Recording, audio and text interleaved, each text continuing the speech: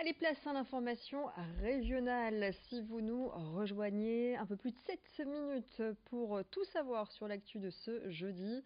Et puis les prévisions météo juste après cette édition. On va d'ailleurs reparler de la couleur du ciel dans ce flash avec la tendance du week-end. Mais pour l'heure, vous le savez, c'est la traditionnelle cérémonie des vœux en ce mois de janvier. Et après les vœux dont nous avons parlé hier du président du conseil départemental du Nord, Jean-René Le Serre, eh bien aujourd'hui c'est Martine Aubry qui a présenté ses vœux à la presse. C'était ce midi, elle a convié les journalistes sur une péniche à Lille. L'occasion d'aborder les prochains changements dans la capitale des Flandres, notamment le passage à 70 km/h sur le périphérique ou encore l'interdiction pour les poids lourds de circuler aux heures de pointe. Ces mesures devraient intervenir début février.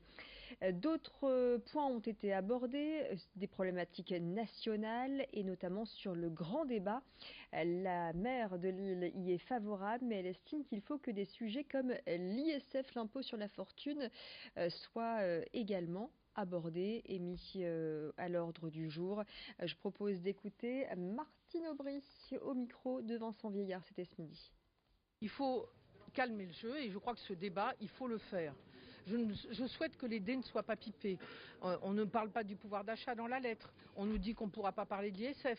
Le président a dit pas de tabou. Alors allons-y. Chacun doit pouvoir s'exprimer. Et je compte vraiment ici, et nous serons des facilitateurs à Lille, je compte sur le préfet et sur les référents qu'il a nommés pour que le débat se fasse dans des bonnes conditions. Et quand je vois qu'il n'y a pas un mot sur le pouvoir d'achat, je me dis mais est-ce qu'il a compris ? Quand je vois qu'on dit on pourra parler de tout mais qu'on exclut l'impôt sur la fortune, a-t-il compris ? Et quand je vois qu'on rajoute l'identité et l'immigration alors que ce n'est pas le sujet majeur, loin de là, et ce n'est pas le sujet du libéralisme financier des gilets jaunes, mais peut-être d'extrêmes qui ont essayé de les récupérer, je dis là on veut laisser la voie au populisme, à l'extrême droite pour éviter de traiter les vrais sujets. Allez, je vous le disais en début d'édition, si les températures se sont montrées douces pour la saison jusqu'à maintenant, la tendance est à l'arrivée du froid dans les Hauts-de-France. On parle météo. Y aura-t-il de la neige ce week-end ? C'est la question que nous avons posée à la chaîne Météo. Les prévisions météo de cette fin de semaine avec Cyril Duchesne.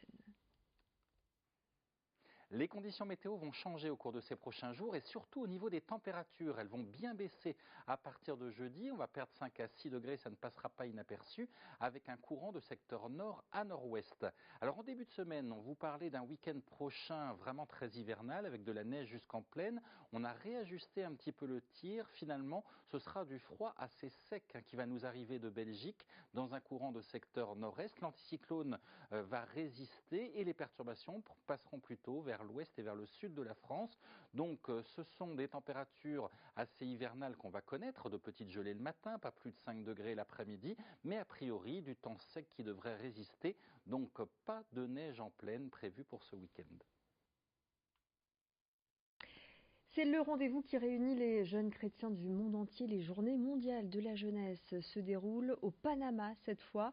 Ce sera du 22 au 27 janvier. Le pape François, forcément, est attendu sur place pour cette 34e édition des JMJ, un événement créé par Jean-Paul II. Alors, 1500 Français devraient se rendre au Panama. Parmi eux, Hélène et Camille, ces deux nordistes, ont pris le départ hier soir direction Amsterdam dans un premier temps où elles s'envoleront pour l'Amérique centrale. Ce voyage, elles l'anticipent depuis plusieurs mois et elles ont hâte de vivre ces moments de rencontre et d'échanges spirituels. Hélène a déjà participé au JMJ. Pour Camille, ce sera une première. Vincent Vieillard les a rencontrés juste avant leur départ. Moi, je me prépare humainement depuis 1 an, mais après, matériellement et logistiquement, on se prépare depuis le mois de septembre. Oui. C'est un peu pareil pour moi, c'est mes premières JMJ.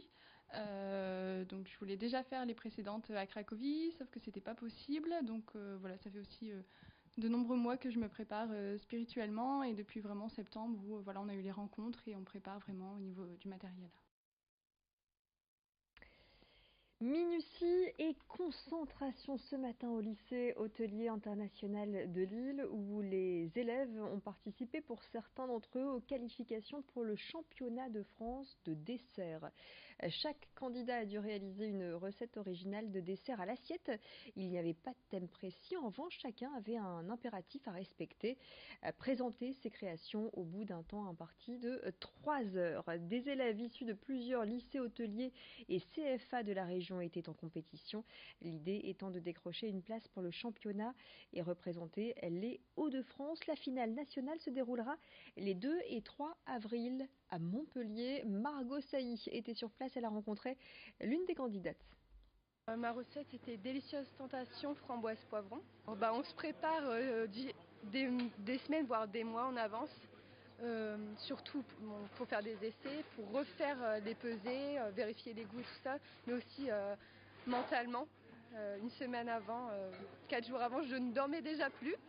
Donc c'est un travail psychologique, mais aussi avec du soutien de ma classe, de ma professeure. J'ai été beaucoup soutenue et ça m'a vraiment aidée.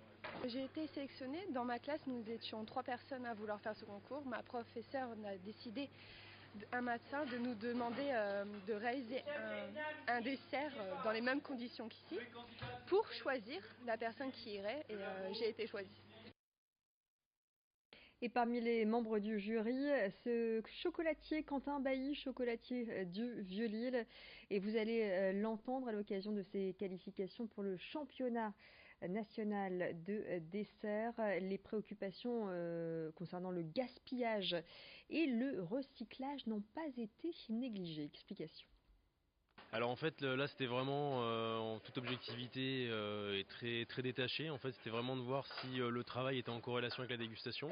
Parce que moi étant président en fait je suis sur la dégustation et le travail. Et l'idée c'était de voir un peu si c'était cohérent par rapport à la manière dont les candidats travaillaient et le goût que ça avait au final. Alors globalement ils ont tous très très bien travaillé parce qu'en fait on est vraiment dans une démarche sur ce concours de développement durable, de recyclage. Donc on fait attention à leur pesée, on fait attention à ce qu'ils jettent, on fait attention à la manière dont ils le recyclent tout au long de leur travail. Ils ont une notation qui est prise dans la note pour ça. Donc ils ont tous très bien travaillé sur ce domaine-là. Ça a bien été pris en compte. Et voilà, c'est la fin de cette édition régionale. Vous retrouvez tout de suite les prévisions météo de ces prochaines heures et puis l'édition locale dans le prochain quart d'heure. L'info continue.